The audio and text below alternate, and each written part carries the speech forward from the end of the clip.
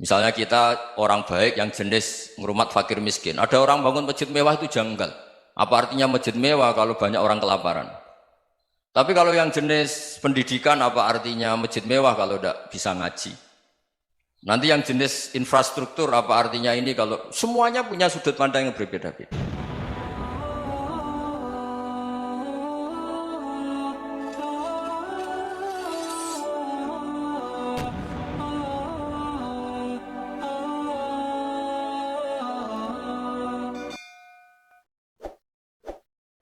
Sungguh-sungguh Allah sangat ridho ketika seorang hamba itu makan,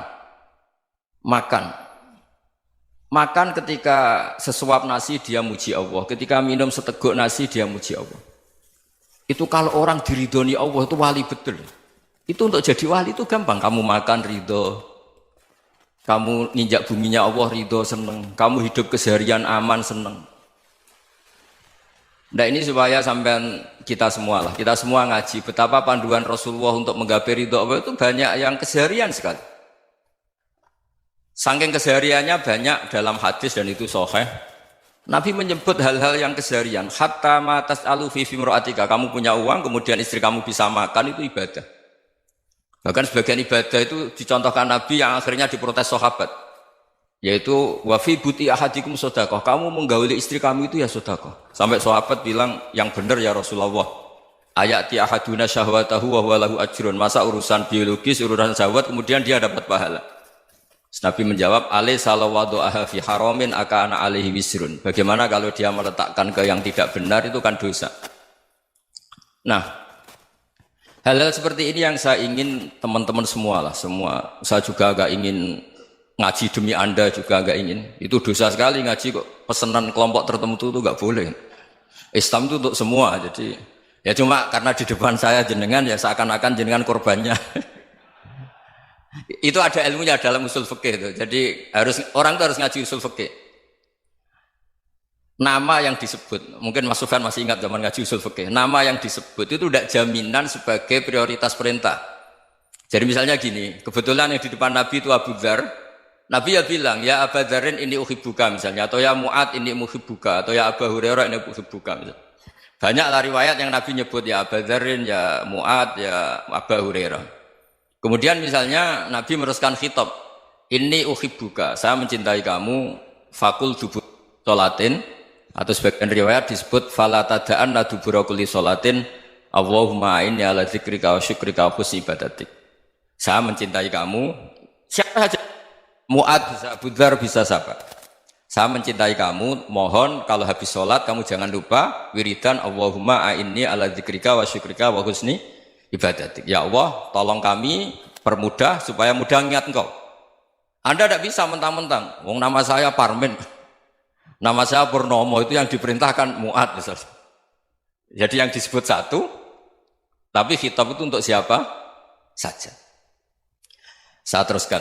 Jadi saya mohon semua kita melakukan kebaikan itu kalau dalam kaidah fikih disebut al yakin la yuzalu bisyak.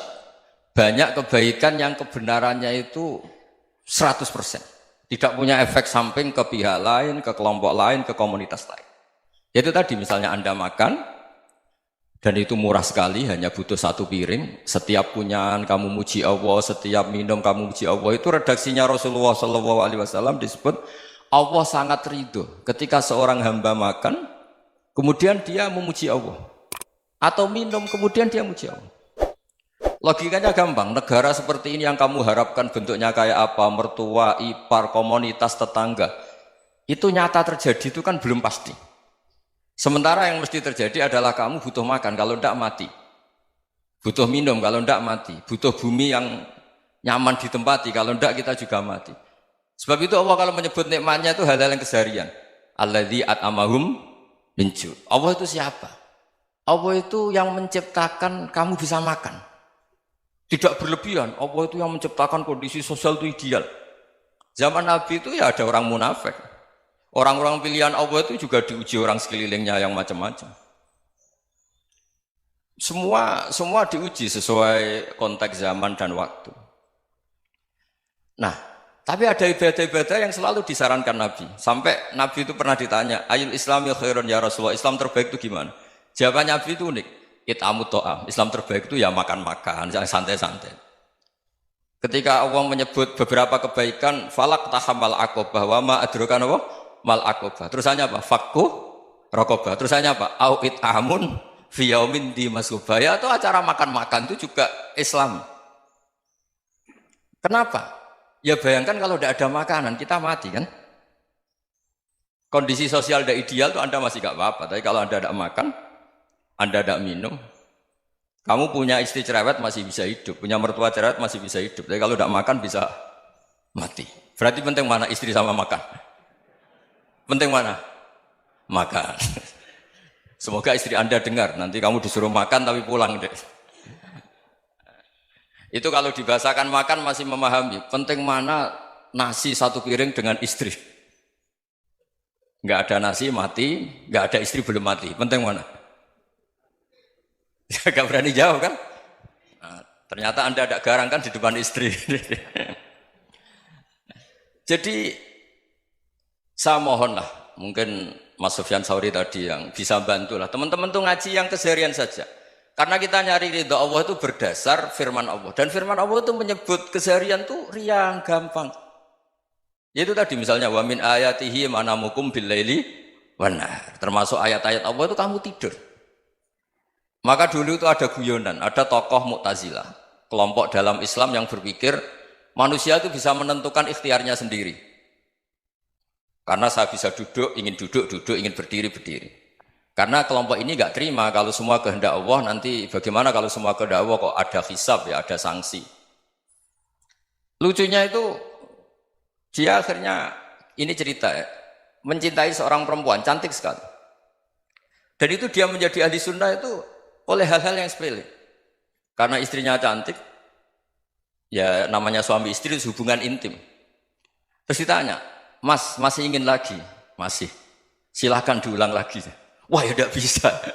Katanya manusia bisa menentukan yang diinginkan. Itu tobat itu. Itu nggak bisa ditobatkan Mas Sufyan Ats-Tsauri. Orang cantik yang mudah nobatkan orang itu orang cantik. Segampang itu. Akhirnya kita tahu, makanya kalau dalam kitab Hikam itu disebut al-aqil mayyakul madza yaf'alu wa hubi wal ghafil mayyakul madza af'al. Orang yang punya akal karena sadar ini wilayah Allah, semua milik Tuhan. Itu dia tiap hari berpikir, besok Allah akan melakukan apa terhadap dunia ini.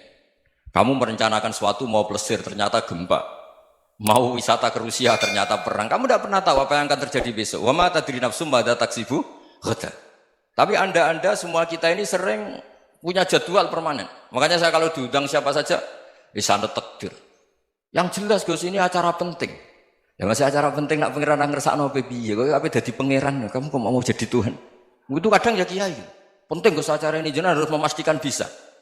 Loh kamu itu yang ngajarin tauhid, sesuatu itu biadillah kok bilang-bilang apa pasti. Kalau maksa terus tak tobatkan loh kamu kata saya. Ya kalau gitu Gus bilang insya Allah. Wah itu hati saya, fisik saya, roh saya sudah bilang insya Allah. Tidak usah kamu latih kata saya. Nah hal-hal tauhid keseharian itu gampang sebetulnya. Wal ghafil yaqulu madza af'al. Tapi orang yang lupa Allah dia setiap hari bilang besok apa? Kita bisa melakukan apa? Seakan-akan dia itu aktor, dia penting, dia subjek permanen, dia. Padahal kita ini hanya objek kehendak Allah Subhanahu wa taala. Karena kita yakin sesuatu yang terjadi di alam raya ini kita tidak bisa apa-apa.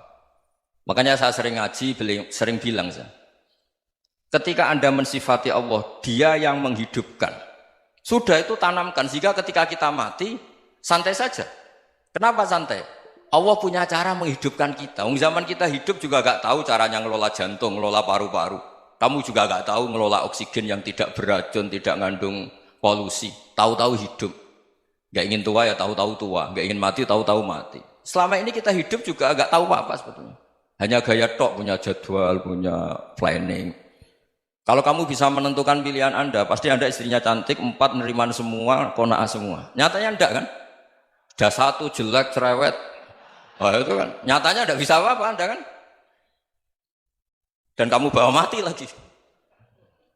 Itu kan Istri Anda juga gitu, punya keinginan punya suami yang ganteng, yang jabat, yang riman, yang enggak poligami.